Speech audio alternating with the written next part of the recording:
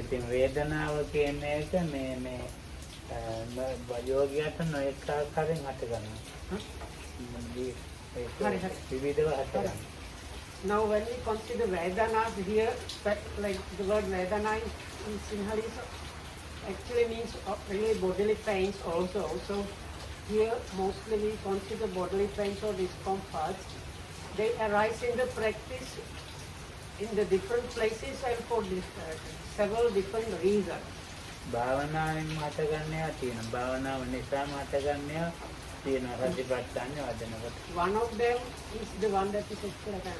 What is pains or this bodily discomforts arising out of the practice itself, meaning it's like part and parcel kind of the practice.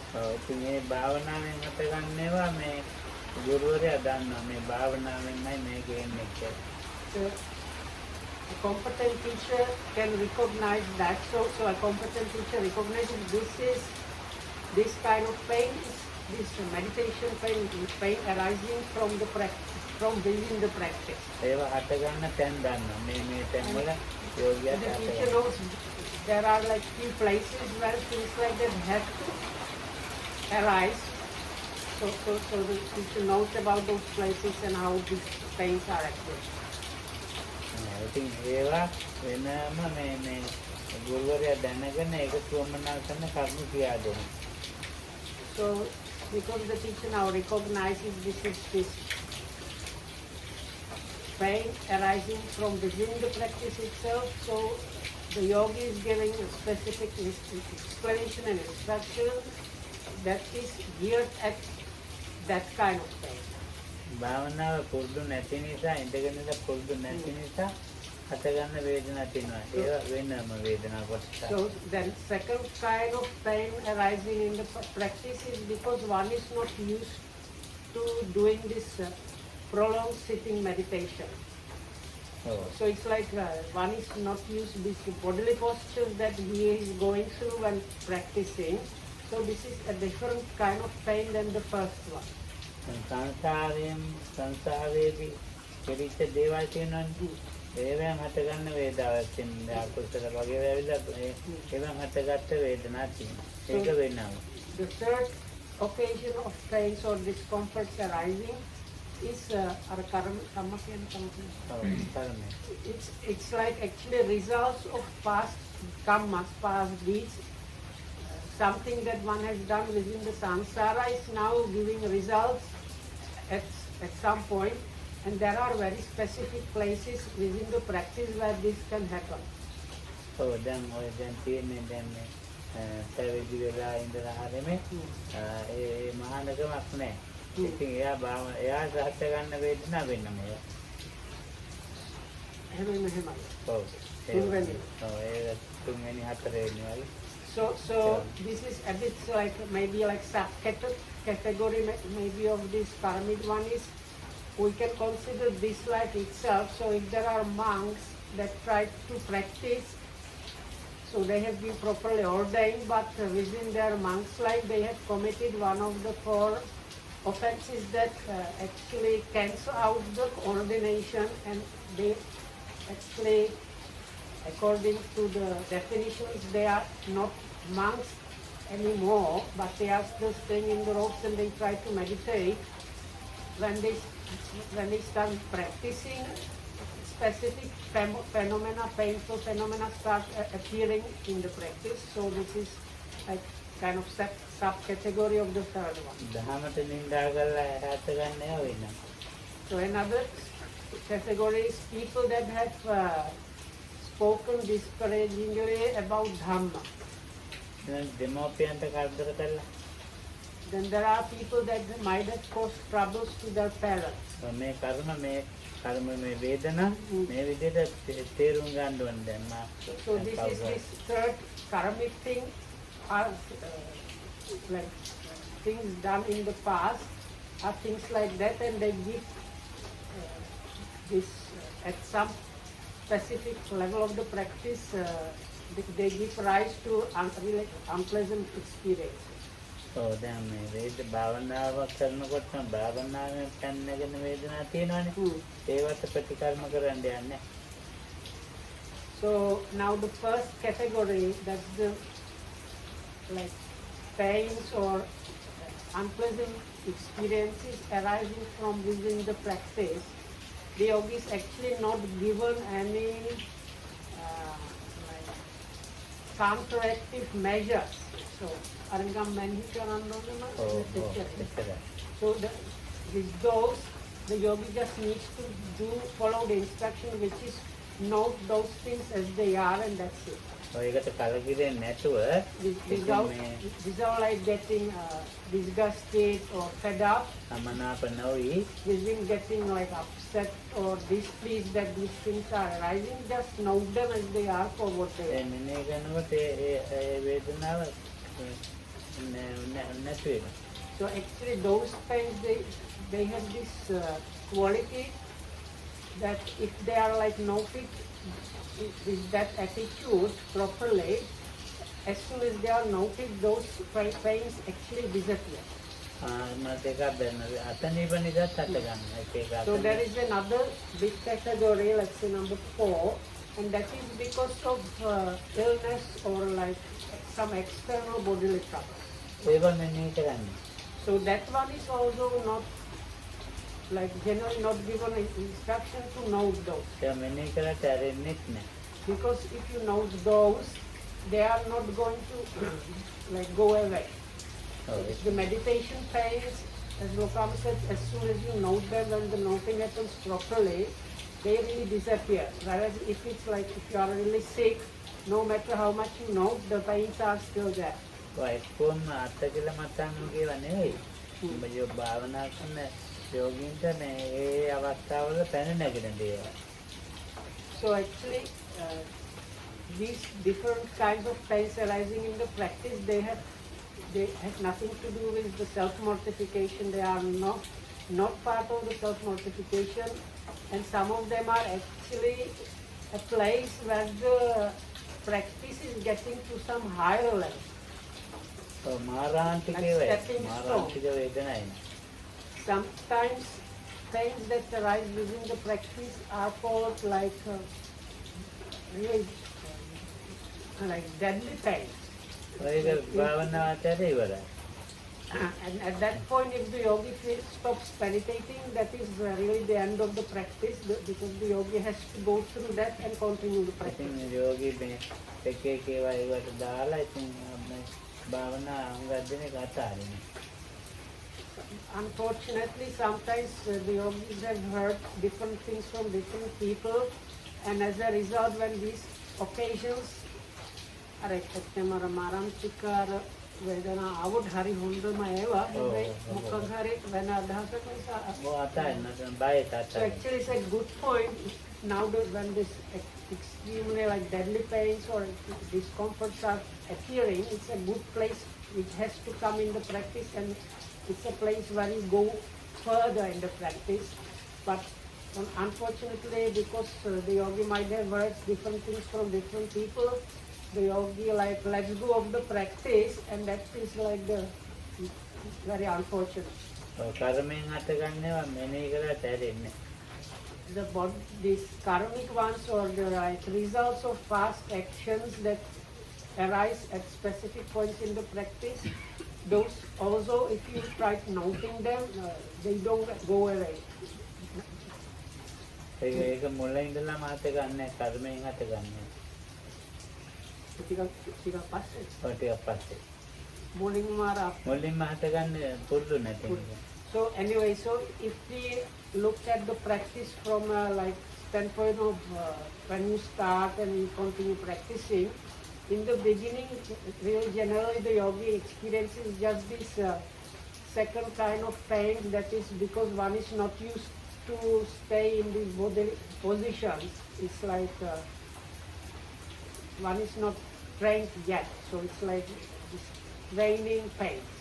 දහමට ගෞරව කරලා මාපියන්ට ඒගොල්ලන්ට මේ දිට්ඨිය පිරිසිදු කරගන්න බෑ. ඒ හරියට නැත් අද වේදන. ඒකට දැනගන්න. So then you have this number 3 pains, that is the results of the actions like doing something against one parent or criticizing or doing something bad against the Dhamma and things like that. So there is a level that is called purification of view, and when the practice is getting towards that side, these things start appearing. The results of those actions start appearing as a really unpleasant experiences. So එවට මොකක් හරි ප්‍රතික්‍රියාවක් ඒක මේ කාර්මික ඔව් ඒවට ප්‍රතිකර්ම කරන්න පුළුවන් ද බලන්න. So when it is that case that it's like let's say you have done something against your parents, so these things they have like a specific counter activity that needs to be done by the yogi. So the අර ගුරු වර අර ඒක දැනගන්නවා අර ප්‍රතික්‍රියාව කියන්නේ. Because then the teacher recognizes this is the karmic thing, something from the past now coming up. So he inquires what might have been the case and so on, and tells the yogi very specific instruction that is counteracting that thing. And if the yogi follows up this the instruction, this situation is adjusted, and the yogi can continue in the practice. දහමෙන් සමාව ගන්නකම්ම ඒ දහමෙන් නිගා කරපු ඇයට දහමෙන් සමාව මේ භාවනා ක්‍රමවලට නිඳා කරනවානේ. ඒ අය ඒකෙන් ඒ දහමෙන් සමාව ගන්නව නැත්තම් හරියන්නේ. හරියන්නේ. One of those things is people that talk against or criticize or make fun of Dhamma, or even about meditation itself. So if that's the case, until the yogi really sincerely apologizes, basically asks pardons or says he's really sorry for saying those things, until that time the practice cannot move any further. මේක මාත් එක්ක ඉන්න හොඳට භාවනා කරන්න Sinhala. So you might have heard this story already before. So this is one Sinhalese gentleman that used to be a good meditator. He was really practicing well. හරිම හොඳට භාවනා කරන එකෙක්. එයාගේ නෝනා ඒ භාවනාවට තරහ. So now his wife was really against meditation. So one day when he was sitting, she actually came and kicked him while he was sitting. At some other point, she scolded him severely, like talking against meditation and disturbing his meditation practice. So now after that many years elapsed, and somehow or another she got the idea to start to do also practice herself, so she came to meditate. I think not භාවනාවට ආවා. Okay. ඊට භාවනා කරනවා. So this lady now was meditating. භාවනා කරනවා මේ කකුල ඉදිරින්. So when our experience to be so at the point when she was getting in the practice, at this specific point where the purification of view is about to come or so, one of her legs was swelling like extremely. And also her tongue was swelling. I think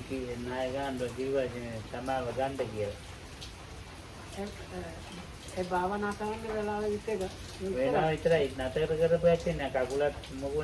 but that was happening when she was practicing. If she stopped the practice, the foot became normal and the tongue became normal. So that was a clear sign that something must have happened like that. So Lokama's teacher inquired and got the story from her that she like kicked the husband and scolded him. So Lokama's teacher told this lady, now listen, you have to go and ask for pardon or for apologize to your husband. But she was not willing to do that. So because she was not really willing to follow up with the advice, her practice was also not going. ඒ කර්මය කරනකොට ඒගොල්ලන්ට ඒක මිහිරි ඒ වේදනාව. හැබැයි ඒ වේදනාව විඳින්න ගියාන් පස්සේ දුකයි. දැන් ඒක කයින් ගහපු එක Oh, ඉතින් තරහින් කයින් ගැහුවා. oh, ඒක Surya. ඔව් ඒක සුළු දෙයක් වගේ. හැබැයි ඒක විඳින්න ගිය තැනනේ අම දිත්ත ධම්මම දෙනවා මේ So this is like this case is called Ittodhamma Vipaka. There's like results of actions that give result in the very same life. And Lokam says very often when the activity that was done was not felt as anything too much strong.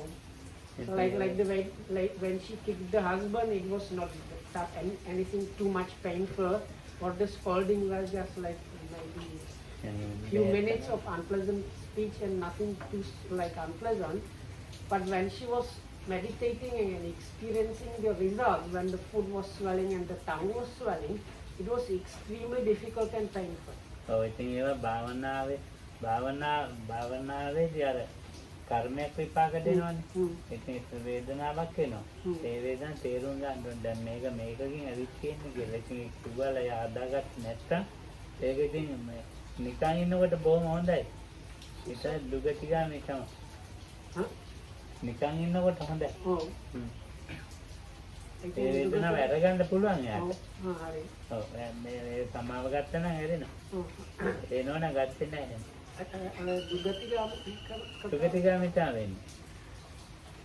So if I understood correctly, the thing is, now if the person like this lady in this example, when you get this really unpleasant, painful experiences in the meditation, the ideal situation is if you understand this is really a result of something I have done, this is the result of some action that was done by me, and this is the way it's experienced.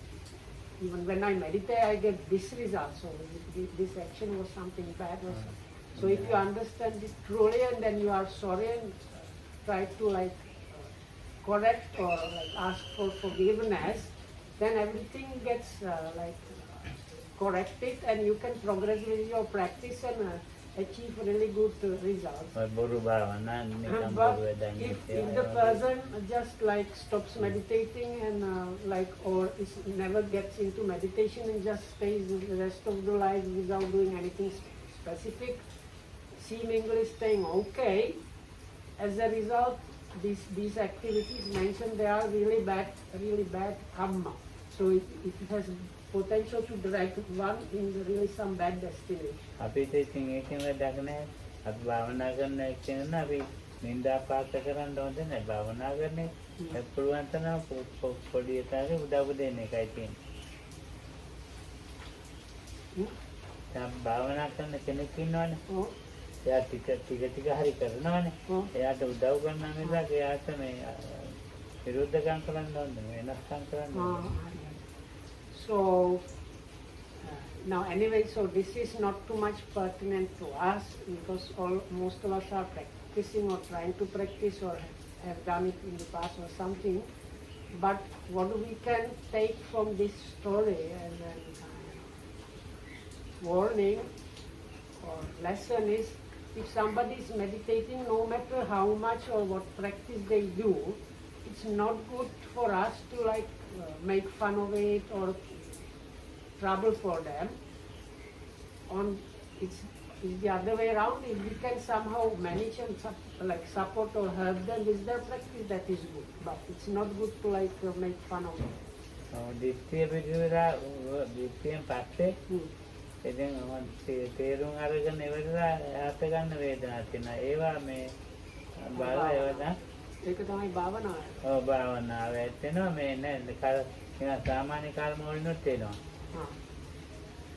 So then after passing through the purification of view, there is some other point where these karmic results are appearing in the practice, and also the first occasion, the meditation times arising from the practice itself. ඒවට ඉතින් ඒ ගොමනා කරන ප්‍රතිකර්ම කරලා ගමන යන්න ඕනේ. So if it's again the case of the karmic results appearing within the practice, again the teacher gives the student or the practitioner whatever needed countermeasures are necessary. දැන් භාවනාවේ වේදනාවක් නැතුව හොඳට හිටියා. So කෙනෙක්. let's say somebody සුඛ was feeling, වේදනාවේ හිටියා. huh? සුඛ වේදනාවේ හිටියා කවුරු Let's say somebody was meditating quite nicely, mostly just staying with these pleasant feelings, and the meditation felt like it's really going well. සුඛ වේදනාව එන්නේ දුක් වේදනාවක් එන වෙලාව නෙමෙයි. දුක් වේදනාව එන්නේ දික්තිය ඒ මේ දුක් වේදනාව එනවා. ඒව ඇරලා මේ වේදනාවක් එනවා. දැන් අපි කොහොමද හොඳට භාවනා කරනවා. Oh, වේදනාවක් නැහැ. oh, වේදනාව සුඛ වේදනාව තියෙනවා. oh, නැත්තම් උපේක්ඛා වේදනාව වගේ තියෙනවා. oh. ඒක ඒ අතරතුර මේ දුක් වේදනාවක් එනවා. Okay. පද දුක් වේදනාව. ඉතින් හොයන්න ඕනේ මොකද්ද කියලා. ඒ හොයන්න දෙයක් නැහැ. කෙලින්ම යෝගියත් එක්ක තව භාවනා නොකරන කෙනෙක් ගිහින් කතා කරලා. හරි. ඒක අර කරදර දුක් වේදනා නැති අවස්ථාවේදී ඒක සිද්ධ වුණා. ඔව් දුක් දැන් හොඳට භාවනා කරන අපි කියමුකෝ මල්ලිකාමෑණියෝ So කියලා. there is so there is like occasions like you have a good yogi really practicing well, and it's at the point where normally the yogi should be really staying with pleasant or equanimous experiences and practicing nicely where everything seems to be going well. So if such a yogi reports that all of a sudden he is getting like occasions of sharp pains or disturbances, then the teacher immediately knows that means this yogi has been disturbed by somebody else. එයාව අල්ල ගන්න ඕනේ කියලා ඒක. Meaning usually like this yogi has been told something by like something about meditation probably by some other person that is not like normally you are supposed to speak about instruction only. ඒකට එයාගෙන් අහනවා කායකද කතා කළේ මොනවද කතා කළේ මොනවද So the දවස් teacher, දෙකම තිබුණේ. then the teacher inquires, maybe is it possible that you spoke recently with somebody else? What did you speak about and so? ආන්ගරයා ඒ වගේ ඉවත් කරනවා සමාගිත කළා. ආන්ගරයා. රාතනින් මම එදා මෙලොවන්ට ලෑස්ති වුණේ. ඉතින් එළවෙ නැවිනිට දන්නවනේ. ඉතින් ඒකත් ඇත්තටම භාවනා කරන එක මේ අනවශ්‍ය කතා කරන්න යන්න No, ඕනේ. look, I said like one person that comes usually only for the evening chanting, she has tendency to do these things. So it happened a few times in the past that somebody was meditating well, and this lady came and spoke with the good meditator, and the practice was disturbed like that.